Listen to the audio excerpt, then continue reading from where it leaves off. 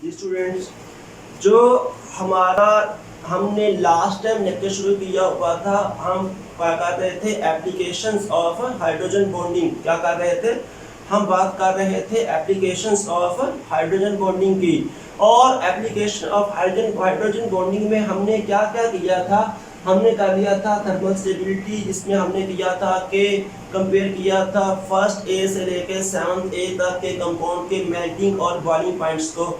और उसके बाद हमने किया था सॉल्युबिलिटी ऑफ ऑर्गेनिक कंपाउंड, और इसमें हमने किया था अल्कोहल की सॉल्युबिलिटी के बारे में डिस्कस किया था, और हाइड्रोकार्बन की सॉल्युबिलिटी के बारे में डिस्कस किया था किस चीज़ के अंदर, वाटर के अंदर।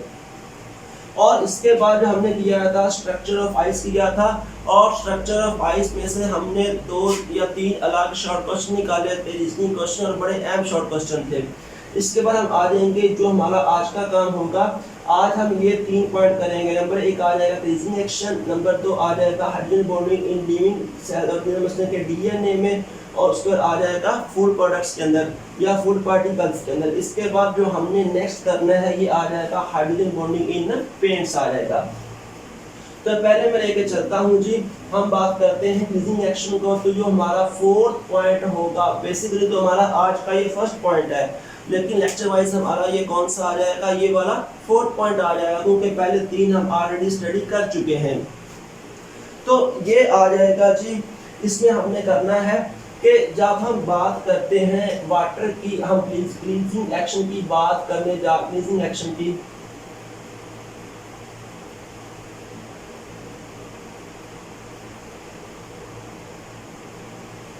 क्लींजिंग मशीन क्या होता है, इसका मतलब होता है सफाई करने का काम करना। क्या काम करना, सफाई करने का काम करना, स्टेन वगैरह को कपड़ों वगैरह से साफ कर देना साबुन की मदद से, डिटर्जेंट्स की मदद से।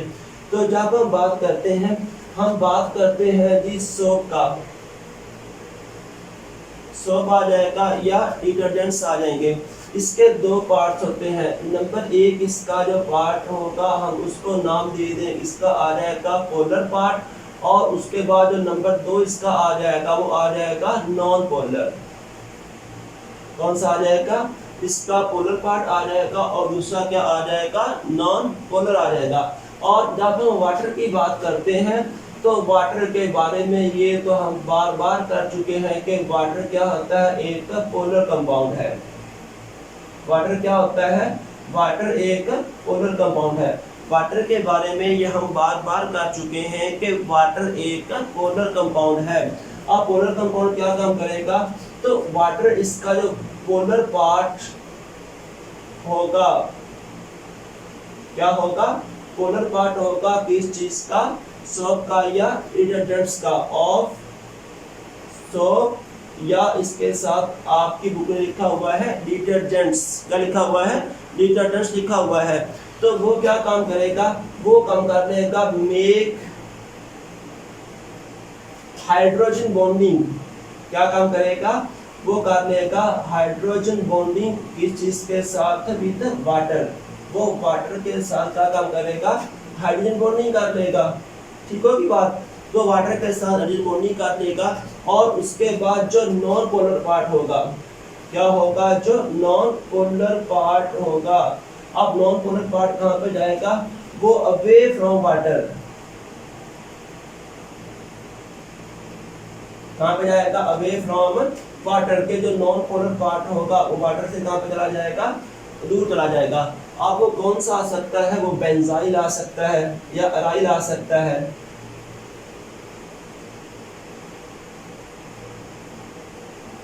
वो कौन सा पार्ट आ सकता है, वो बेंजाइल आ सकता है या वो एराइल आ सकता है।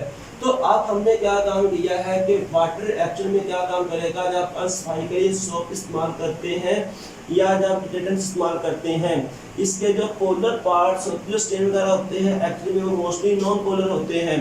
और आप कहते हो कि non polar dissolve in non polar, कहाँ जाता है, non polar dissolve in non polar.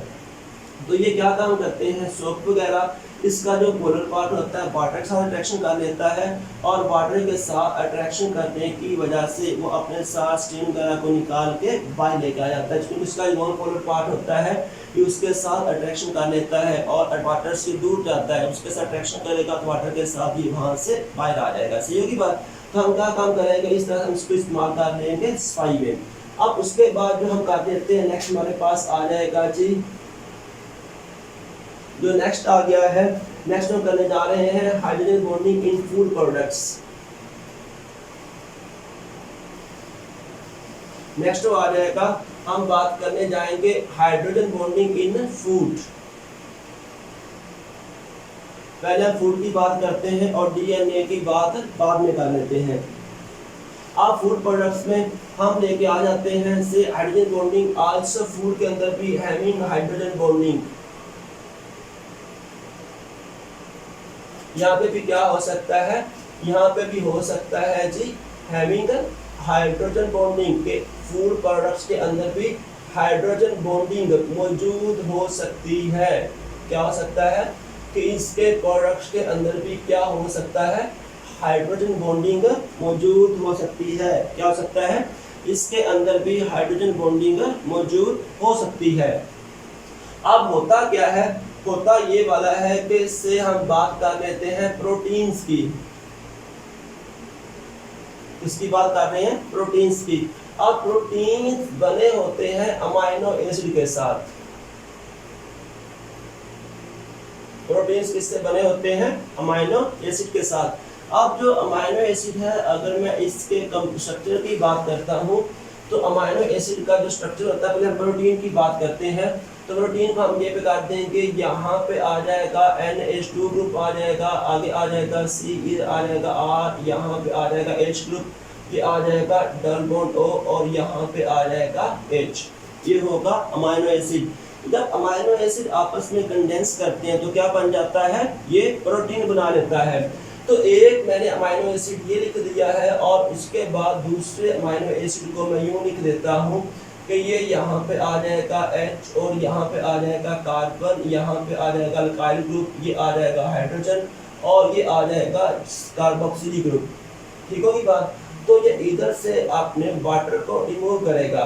जब ये आपस में बॉन्डिंग करने के बाद वाटर को रिमूव करेगा, N के थ्रू दोनों के दरमियान बॉन्ड बन जाएगा। क्या हो जाएगा, N के थ्रू दोनों के दरमियान बॉन्ड बन जाएगा और ये आ जाएगा N, ये H2 आ जाएगा, आगे आ जाएगा कार्बन, ये आ जाएगा हाइड्रोजन और इसके बाद ये आ जाएगा जी, ये रह जाएगा C डबल बॉन्ड O, ये आ जाएगा आगे क्या आ जाएगा N, इसके साथ H आ जाएगा, C यहाँ पे आ जाएगा अल्काइल हाइड्रोजन और उसके साथ ये क्या आ जाएगा डबल बॉन्ड O।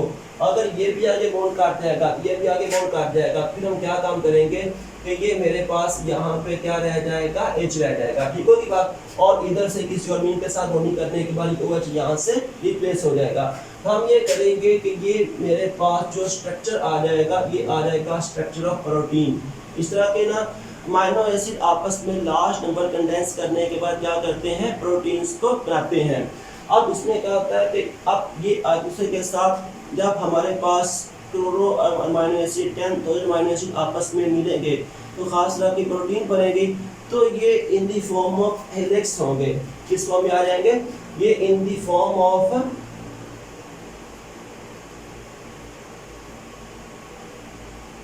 हेलिक्स। किस फॉर्म में आ जाएंगे, ये इन दी फॉर्म ऑफ हेलिक्स आ जाएंगे। अब इसमें क्या होगा, इसमें ये होगा कि जो कार्बन है इसको अगर मैं यूं लिख लेता हूँ, इसकी ये दो वैलेंसी खाली आ जाएगी और आगे क्या आ जाएगा, ऑक्सीजन आ जाएगा।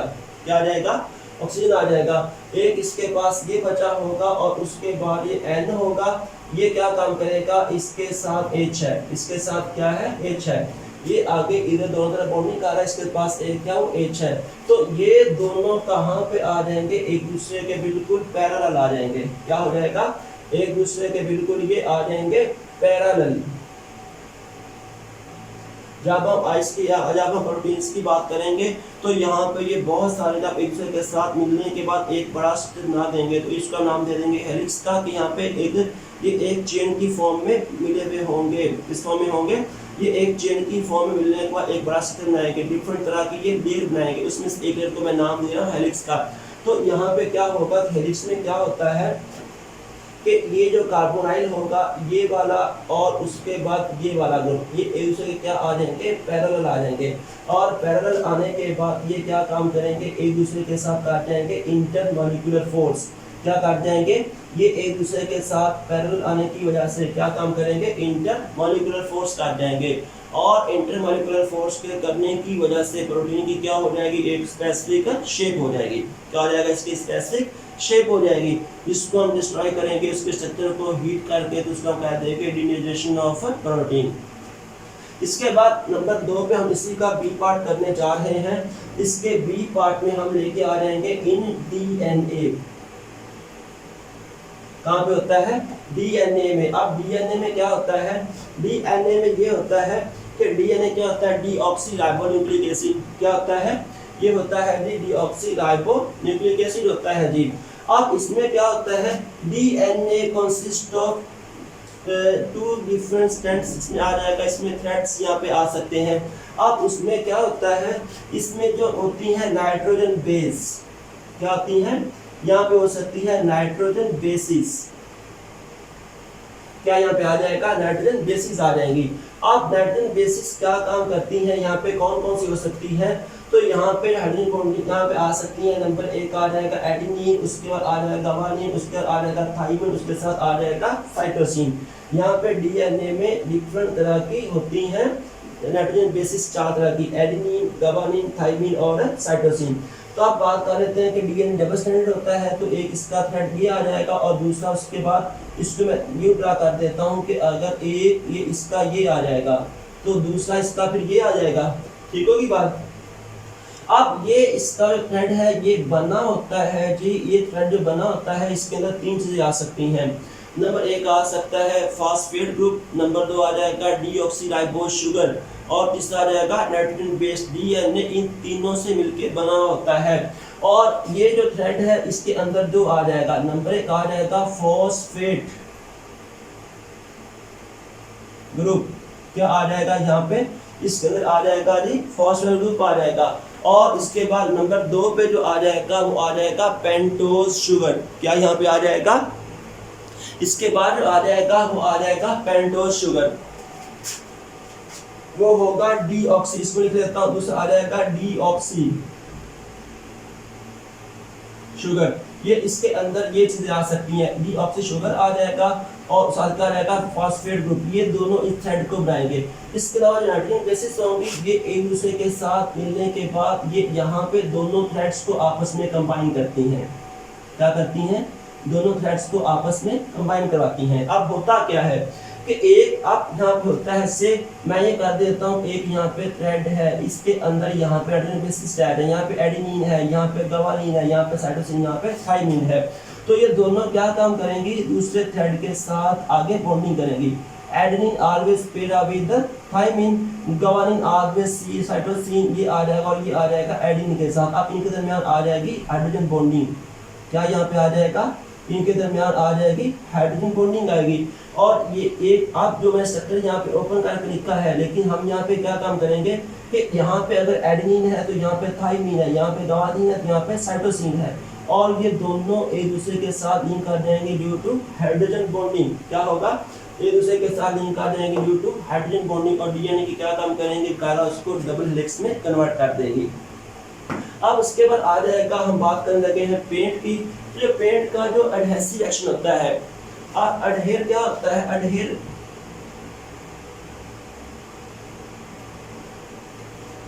अडहेर क्या होता है, जो हम कह लेते हैं कि जो प्रोटीन होती है, सॉरी जो हाइड्रोजन बॉन्डिंग होती है, ये आगे इन्वॉल्व हो जाएगी चीज के अंदर है, ये इन्वॉल्व हो जाएगा जी, ये इन्वॉल्व होगी पेंट के अंदर भी। किसके अंदर इन्वॉल्व होगी, पेंट के अंदर भी ये इन्वॉल्व होगी, इसके अंदर इन्वॉल्व होगी, ये पेंट के अंदर भी इन्वॉल्व होगी। अब वहां पे इसने क्या काम करना है, वहां पे इसने एडहेसिव एक्शन शो करना है। क्या यहाँ पे शो करना है, इसने यहाँ पे एडहेसिव एक्शन भी शो करना है।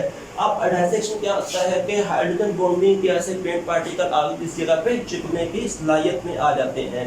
और उसके अलावा जब हम बात करेंगे टेक्सटाइल इंडस्ट्री, कहाँ पे आ जाएगा, इसके अलावा जब हम बात करते हैं नंबर 7 पे आ जाएगा टेक्सटाइल। कहाँ पे आ जाएगा, इसके अलावा हम बात करेंगे टेक्सटाइल इंडस्ट्री का। तो टेक्सटाइल जो इंडस्ट्री होगी इसके अंदर हम क्या काम करेंगे, जो होती है कॉटन वगैरह, सिल्क,